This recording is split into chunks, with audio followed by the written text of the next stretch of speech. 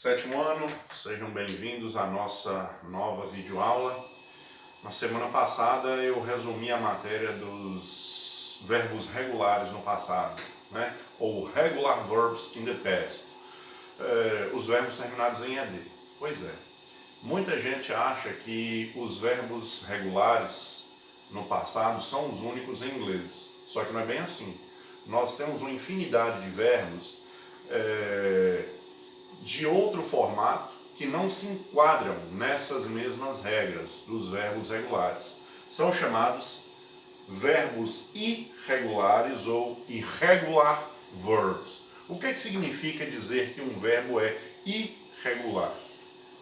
Um verbo é irregular quando não tem regras para fazer o seu final. A sua forma de escrita no passado é diferente um do outro. Vai variar conforme o tipo de verbo, tá certo? Lá no livro, nas páginas finais, tem uma lista de verbos da qual vocês vão precisar acompanhar com muita constância. Vocês vão ter que acompanhar muito para aprender algumas regras específicas, né?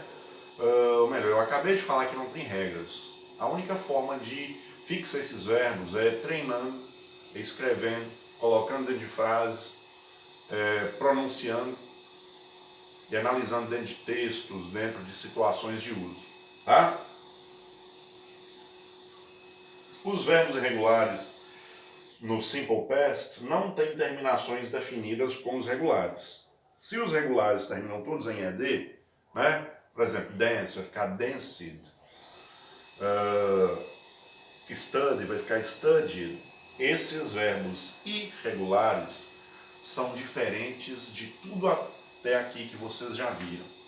Não se coloca ED em verbos irregulares. Não se coloca por quê? Porque a forma de produzir o final desses verbos no passado é totalmente diferente. Cada um tem sua própria regra, seu próprio jeito. Então não dá para explicar. Porque se eu explicar um, o próximo vai ser diferente. O próximo vai ser de outra maneira. Não tem uma continuação, não tem lógica atribuir a eles a mesma terminação do que os verbos regulares. Tá certo?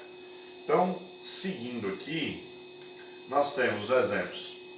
To eat, quer dizer comer. No passado, vai ficar ate. Vocês estão vendo? Verbo no particípio, né? Presente, eat. No passado, ate.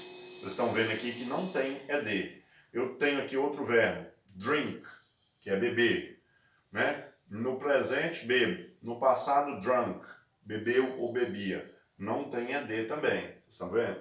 Outro verbo, to buy. Buy quer dizer comprar. No presente, compro. No passado, bought. Então, olha só. Buy, bought. Drink, drunk. Eat, ate. São 3 verbos. O primeiro quer dizer comer, o segundo beber, o terceiro comprar. Cada um apresenta uma forma diferente de se fazer o passado. Então, quem achava que era só colocar ED ao final de todos os verbos em inglês, se enganou completamente.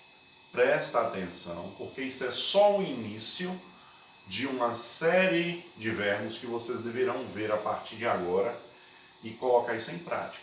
Porque esses são os verbos principais com os quais nós vamos trabalhar daqui por diante.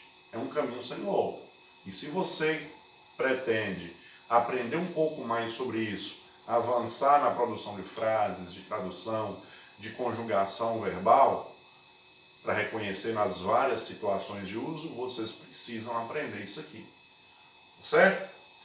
Seguindo, assim, a única forma de sabermos como fica um verbo irregular no Simple Past só existe uma forma de nós sabermos como é que um verbo no Simple Past, se esse verbo for irregular, vai ficar. Que é dessa maneira, olha, memorizando sua forma. Se você não memorizar, não criar vínculo, não criar intimidade com esse verbo, praticando, escrevendo, conjugando, colocando em frases, lendo, vocês não vão aprender, tá? Até aqui nós caminhamos juntos. Agora eu estou dando a mão para vocês caminharem sozinhos e vou soltar.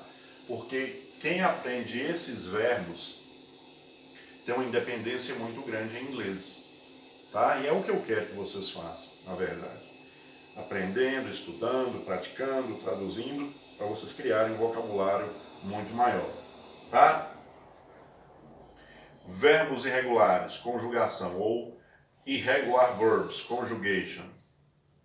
A conjugação dos verbos irregulares no simple past continua seguindo a mesma estrutura dos verbos regulares.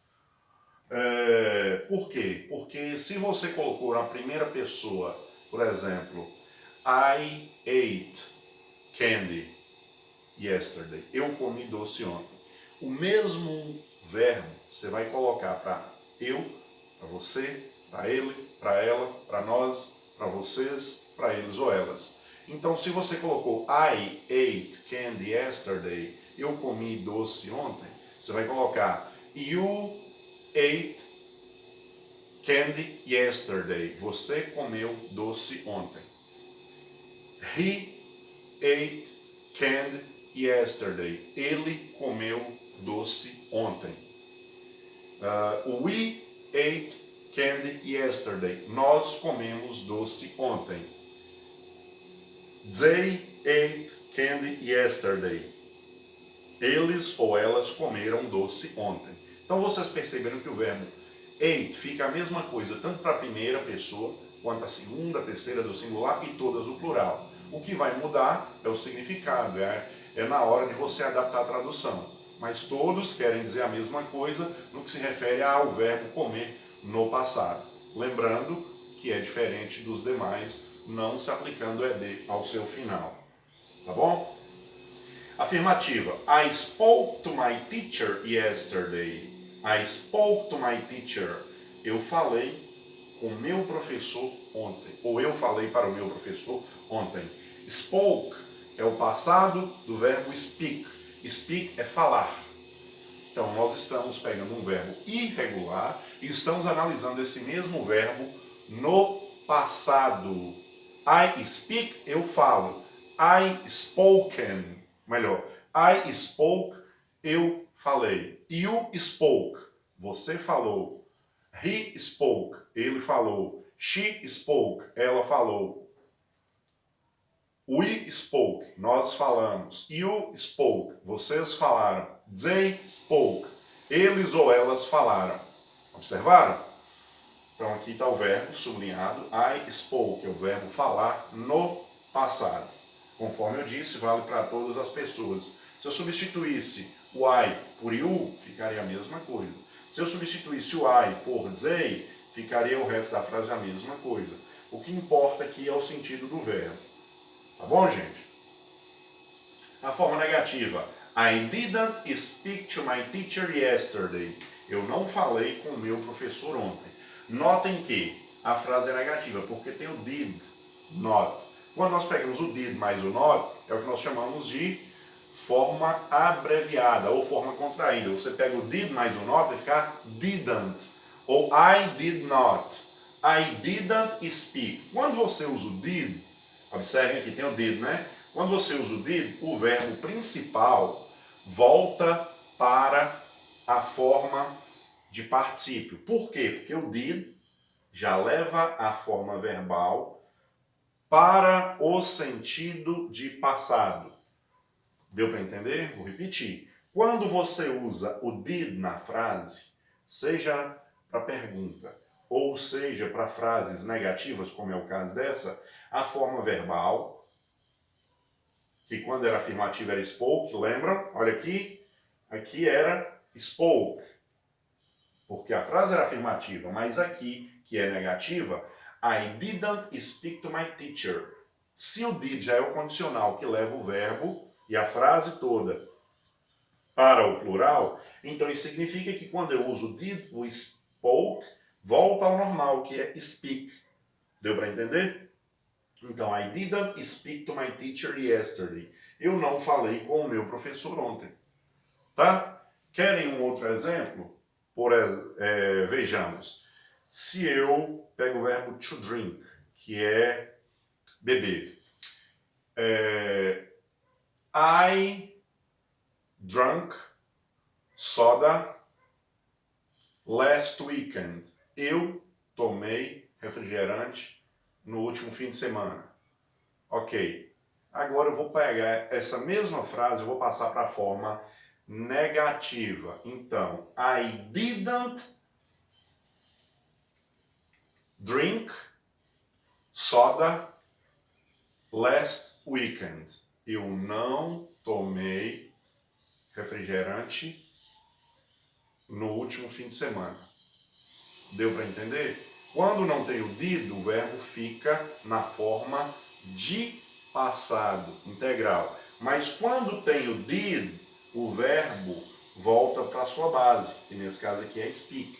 E o que é que acontece? O did é o responsável por fazer com que a frase já tenha concordância no passado. Deu para entender, turminha? Seguindo. A mesma frase, só que agora interrogativa. Did you speak to your teacher yesterday? Você falou com seu professor ontem? Olha só, o did agora, por ser interrogativo, vem no início da frase.